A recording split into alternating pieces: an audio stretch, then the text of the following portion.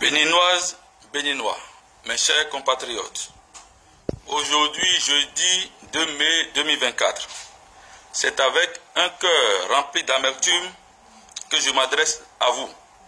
Ce jour date anniversaire du 5e anniversaire des tueries de Kadiaoum. Ayons tout d'abord une pensée pieuse pour toutes les victimes de cette barbarie. Je m'adresse solennellement à vous aujourd'hui pour vous dire que le moment est venu de prendre nos responsabilités en allant à la reconquête de notre liberté confisquée par un clan qui, depuis 8 ans, ne travaille que pour ses seuls intérêts. Le moment est donc venu de réclamer notre dignité, notre respect et de vaincre la peur.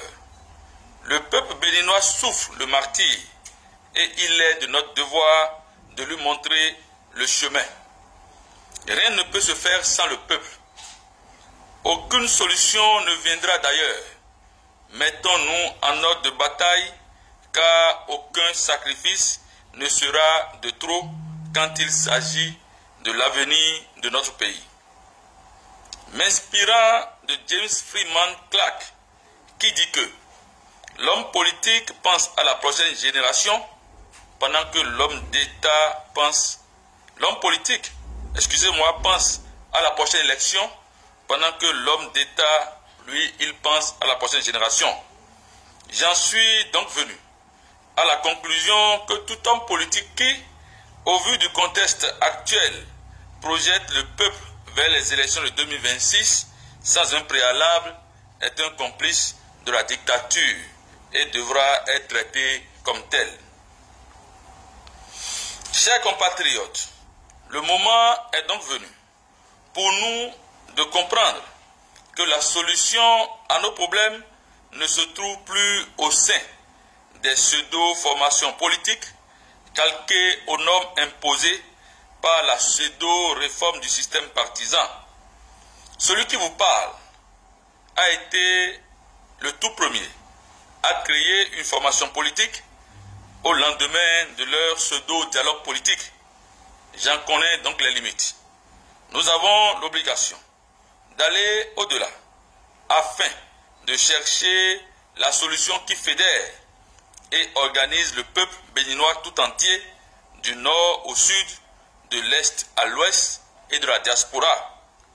Mes chers compatriotes, quand on dit parti politique, il n'a de valeur que lorsque le cadre juridique et institutionnel lui donne la garantie de participer à des élections inclusives, libres et transparentes, ce qui n'est malheureusement pas le cas aujourd'hui dans notre pays. Nous devons donc de trouver de façon concrète une solution qui va au-delà des formations politiques et qui amène le peuple à pouvoir s'entendre tout au moins sur le minimum. Le minimum ici, c'est le départ pur et simple de la tête de notre pays en 2026, de ceux-là qui le dirigent depuis bientôt une décennie.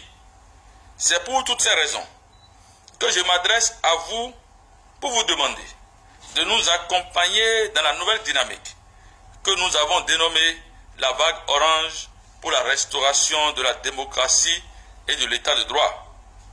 C'est cette vague orange que nous lançons ce jour. De quoi s'agit-il exactement? S'inspirant donc de l'algorithme des feux tricolores, du vert on vit à l'orange avant d'arriver au rouge. L'orange dans ce processus vous demande de faire attention, de ralentir quand le rouge arrive et n'est plus loin. Pour y arriver, nous devons cesser de nous enfermer dans des considérations partisanes qui induisent des intérêts partisans et qui font appel au clivage, donc à la division. C'est dans ce souci d'inclusivité que nous nous sommes rapprochés de toutes les couches socio-professionnelles et politiques. Au lieu de l'union sacrée autour du projet que nous avons souhaité, d'autres en ont trouvé l'occasion de le peindre en noir. C'est peut-être de bonne guerre. et nous n'en dirons pas plus. Car à ce sujet, pour l'instant, parce qu'on veut laisser la porte ouverte à l'union. Ainsi, la vague orange pour la restauration de la démocratie et de l'état de droit qui démarre ce jour, jeudi 2 mai 2024, avec la couche estudiantine et qui prendra fin le jeudi 26 décembre 2024, a pour principaux objectifs d'exiger avec fermeté la libération de nos compatriotes détenus pour faits politiques, le retour au pays de nos compatriotes poursuivis pour faits politiques et contraints à l'exil, le retrait pur et simple de ce code électoral digne des périodes Mobutu, la convocation d'assises nationales pouvant nous conduire vers des élections inclusives et transparentes en 2026 dans les mêmes conditions qui avaient permis à un candidat de quitter l'exil, de se présenter et de gagner les élections en 2016. La démonopolisation des filières agricoles, la fin de l'affairisme au sommet de l'État, la suspension de la pseudo-réforme du système partisan et donc du parrainage, la fin de la répression sauvage sur les paisibles citoyens, la transparence dans la gestion des affaires publiques, la fin des arrestations arbitraires et des intimidations de tout genre. La date du 26 décembre 2024 constitue l'apogée de ce projet. Si rien n'y fait, nous nous réserverons donc le droit d'utiliser les prérogatives que nous offre la Constitution et de passer de l'orange au rouge, comme certains de nos compatriotes l'ont fait avant nous entre 2014 et 2015. Pour le moment, nous vous demandons de vous parer de vos attributs orange dans vos lieux de travail, en circulation, au marché, au champ, etc. Et ce, tous les jeudis. Après ce jeudi dédié aux étudiants, nous aurons la semaine prochaine le jeudi dédié aux étudiants. La semaine qui suit, ce sera celui des partis politiques. Après, on aura celui des syndicalistes, de la société civile, etc. Et ainsi de suite, afin que toutes les couches soient représentées jusqu'à l'étape finale. Mes chers compatriotes, nous sommes à la fin d'un cycle et nous avons été longtemps privés de notre souveraineté, alors qu'un peuple sans souveraineté est non seulement un peuple privé de liberté, mais aussi un peuple menacé dans son existence. Le langage est le confessionnal du peuple, mais après le langage survient l'action. Nous lançons un appel à M. Patrice Talon, président de la République, seul responsable devant l'histoire et devant le peuple béninois, afin qu'il revienne à de meilleurs sentiments et pour qu'une fois qu'il écoute ce peuple qu'il a pourtant élu en 2016. À la diaspora béninoise, partout dans le monde, vous avez montré à suffisance votre attachement et votre amour inconditionnel à votre pays. Le moment est arrivé de nous unir et donner à notre beau pays, le Bénin, ses lettres de noblesse. À toutes les forces vives de la nation, le pays nous appelle à l'unisson afin de sauvegarder et de restaurer nos valeurs chèrement acquises au cours de longs sacrifices. Aux aînés politiques, nous leur demandons d'éviter d'être des facteurs de division à cause de leurs intérêts partisans et égoïstes.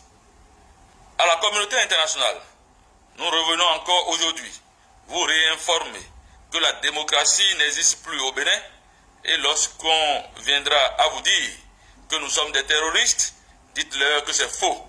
Lorsqu'on viendra vous dire que nous sommes en train de faire du blanchiment d'argent, dites-leur aussi que c'est faux. Lorsqu'on viendra vous dire que nous incitons les populations à la haine, à la révolte et à l'insurrection, dites-leur aussi que c'est faux. Dites-leur tout simplement qu'ils ont affaire à un peuple qui en a vraiment marre, un peuple fatigué d'une gouvernance hasardeuse basée sur l'exclusion et la violence. Dites-leur que ce peuple n'acceptera pas qu'on lui impose ou qu'on lui nomme un président de la République en 2026. À nos compatriotes qui nous interpellent tous les jours par rapport à notre position sur ce qu'on appelle, sur ce que d'aucuns appellent la France-Afrique, nous leur affirmons haut et fort que nous sommes des panafricanistes convaincus, car nous croyons en l'Afrique et en son potentiel. Mais pour l'heure, ce qui nous préoccupe, c'est de mettre hors d'état de nuire les complices locaux de ces puissances étrangères qui ont pour seul but de maintenir leur position dominante au sommet de nos États et de favoriser l'essor d'un nouveau type de citoyens patriotes et amoureux de son continent. Béninoises et Béninois, mes chers compatriotes, la vague orange vous interpelle. Elle est pour nous le seul moyen d'affirmer notre souveraineté et d'exiger de nos dirigeants actuels le respect et la considération. Tous en orange donc, tous les jeudis, car notre avenir en dépend. Vive la vague orange pour la restauration de la démocratie et de l'état de droit. Vive les enfants du Bénin debout. Vive la patrie, vive l'Afrique. Je vous remercie.